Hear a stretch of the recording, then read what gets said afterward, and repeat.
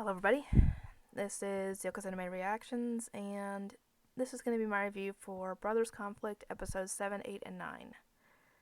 Um, I will try to get the last 3 episodes done tomorrow. I hope I do. And then Friday, I am just going to work on Monster Rancher all day because I've kind of been neglecting it a little bit this week. Because I slept in this morning, and I didn't have time to get everything done I wanted to do, obviously. So, I only did what I knew I could get done and be close to finishing, aka Brothers Conflict, because I only had 6 episodes left. Now I've only got 3 left. Anyway, episode 7, Breaking Point. Now, I knew that title was not a good thing, and I wasn't sure whose Breaking Point was going to be coming, because that could be different things, because Emma and Yusuke have their culture festival, plus on top of that they had their exams coming up.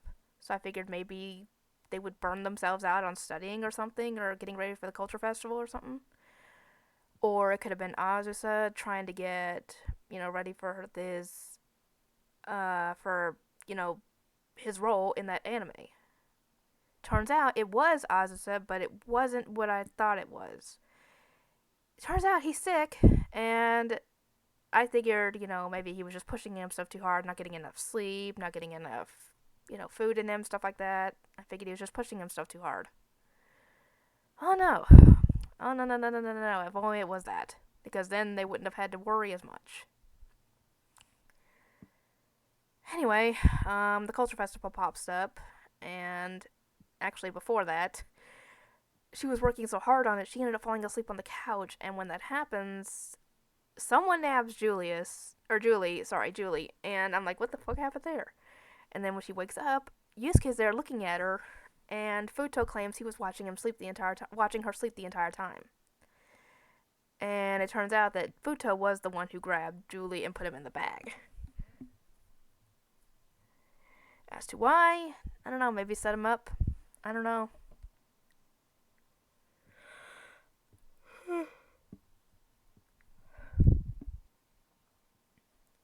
Anyway, Azusa's got a headache that won't go away, and I was thinking, ooh, maybe that's a stress headache. And, yeah, he ends up collapsing, and Hikaru comes in and, has him, they both get him to stay in instead of going into recording like he had planned. And I thought maybe, that'd be the end of that. Oh no. Later during the Culture Festival, it was originally going to be a butler cafe, but most of the guys bailed, and I guess they didn't want to dress up as butlers, but thankfully Yusuke was not one of them, so they changed it to a butler and maid cafe. So Emma has to dress up as a maid, and later on when she's passing out I don't know what's going on, guys.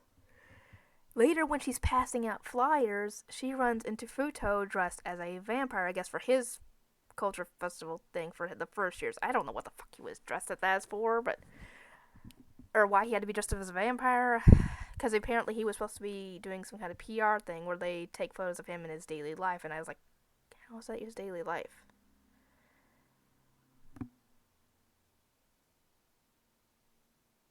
Okay.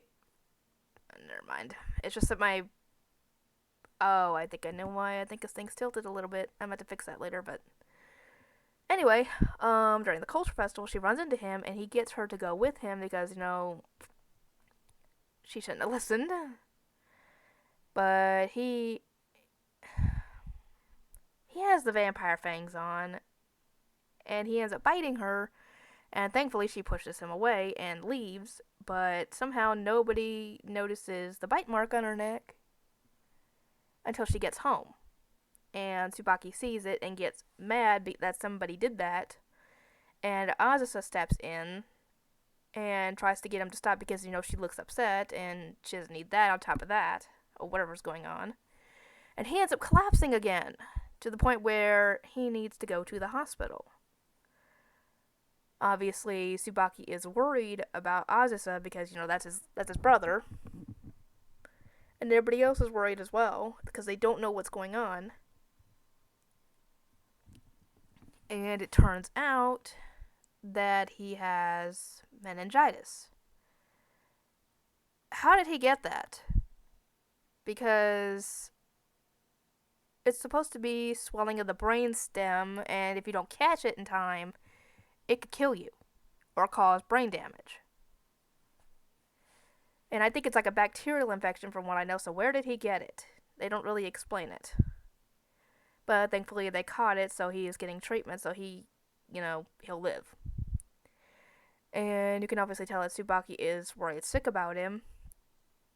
And he ends up having some nightmares about his manager trying to give him the role instead of Azusa. And I'm like, if they really wanted Azusa for the role that badly, they gave him the part, they would work with him despite this because, they don't want to replace him.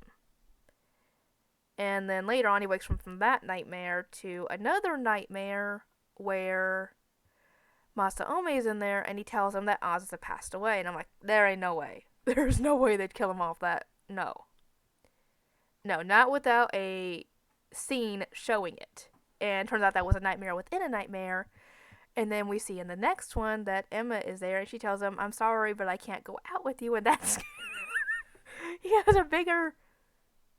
I don't know if I was a bigger freak out when he wakes up. Then... well, that's actually not good that he didn't freak out more about the thought of his brother passing away than her not wanting to go out with him. Because I would freak out more on the first one.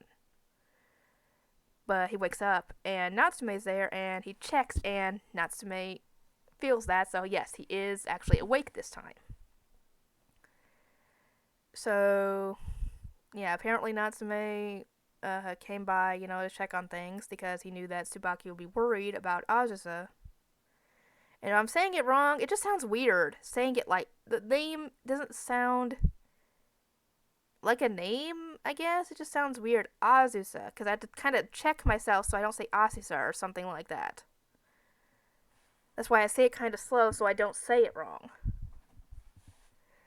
Anyway, he ends up talking with Tsubaki, and for some strange reason, Tsubaki has a gigantic ice cream cone stuffed animal or plush. What the fuck it is? I don't know what the... why does he have that? And essentially tells him, yeah, you're going to be worried about him. Go on and check on him. And later on, while Emma is talking with Azusa, who's not allowed to have visitors, he ends up confessing his feelings to her. And essentially tells her, don't think about it right now. Whenever you decide, if you decide you do want to be with me, I'll be here waiting for you. And instead of trying to give her an actual kiss, he gives her a kiss on the forehead, which I think is sweet. So we've now got Subaru, Tsubaki, Azusa, Futo. I think Kaname's got a bit of a thing for her, but she obviously is kind of shooting him down on that one. Yusuke, he's got a bit of a thing for her. And I'm told that Natsume also starts to have a thing for her, and I actually found this out the same dang episode, or episode 9, as I said this when I was recording. So there's now 7 guys out of 13 that have a thing for her. Just don't get Wataru involved, or I will scream. Anyway, they were actually talking about going on a trip, and she would need a passport for it, so they go to get the information that she would need for the passport, which is a register for her family, and she goes and gets it, and she goes to look at it, and I'm like, I don't know what would be on there besides the name, ages, occupation, I'm guessing relationship, because I figured, it would have her brothers on there. No, we didn't find out until the next episode, but apparently she's adopted. And she had no idea. And she starts to question things like, did her parents ever want her because, they gave her up for adoption? And her dad hasn't been to see her since the wedding. And how long has it been since then, between then and now? Because some time has apparently passed. Because when Futo started at... It's because Futo had started the semester as a first year, but then later on, it's to where it's now almost summer vacation. So what's going on? Anyway, she starts to think, is he gonna even? Does he even care? And as I'm watching this, I'm like, this shows that he cares for you even more because he could have easily not adopted you. He took you in because he wanted to, and he's given you all the love in the world despite, his job taking him away from you a long period of time and stuff. So this proves that he does love you and treats you as his own. Anyway, she doesn't go home and everybody's obviously worried about her, and Natsume ends up finding her, and he's about to call them and tell them, he's found her and he's going to bring her home, but she tells him that she doesn't want to go home. So he instead brings her to his place, and he has two cats named Tsubaki and Azus. What the fuck? And apparently there's a story behind that, but we never get to hear it. Anyway, he offers her to stay on his bed, and he sleeps on the floor while she's there because she obviously doesn't want to go home, so she'll stay the night.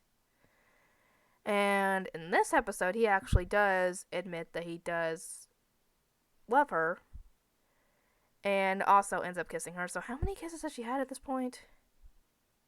I don't know at this point, but it's a lot. So now all three of the triplets like her, and yeah, he actually ended up calling Louis, and he and Julie actually showed up before they started eating breakfast. And he told her essentially that if I hadn't called them, they would have been so worried they more than likely would have called the cops. Because they wouldn't have known where she was. So it does show that they care. Because, they welcomed her with open arms. First episode, essentially. And they care that much. That they are fighting over her. They care for her that much. And, yeah. While Louis and Emma and Julie are out at the park, we find out that Louis is actually adopted. And when he said this, I was like, wait, that would make sense as to why they don't have the same facial features, like the same hair color, same eye color, stuff like that. And apparently only he's adopted, which I'm like, still doesn't explain. Actually, wait a minute. When it showed a picture of him when he was first adopted, the triplets all had purple hair. Did Tsubaki and Natsume dye their hair? That would make sense, to be completely honest. If so, let me know. Anyway, but yeah, even though he's adopted, he does think of everybody there as his family, even despite this, because blood doesn't matter, essentially. You could be related to someone, and they could be extremely toxic, and you wouldn't consider them family. Despite the fact that they are biologically family, they are not family to you in a way that you care about them. And yet, you could be around people who are not related to you in any way, shape, or form, and you could consider them family because you care about them. So family doesn't always have to be blood ties. It's all about how you care about them. And yeah, Julie essentially tells her, while they're apparently in a dream, that her biological parents, had both passed away when she was a baby. And her father took her in and raised her as his own. So I'm guessing he was more like a family friend of her parents, I'm assuming. Because why else would he take in some random baby? Not long after they died. So he had to have been a family friend or something. So he does care for her extremely so, because he took her in when he didn't have to. He could have just let her go into the system. But no, he took her in and raised her as his own daughter. Later on, they end up going back to the house, and Wataru relays a message from Futa saying, "There's punishment for making me worry when I get back." Which makes me wonder what's going to happen next because Azusa's still in the hospital from all we know. And were they told what happened? And how are they going to react when they see her again? Because all this happened in episode 9. So I haven't seen episode 10, 11, and 12 yet. Anyway, yeah. I hope you guys are enjoying this, and I will see you all next time.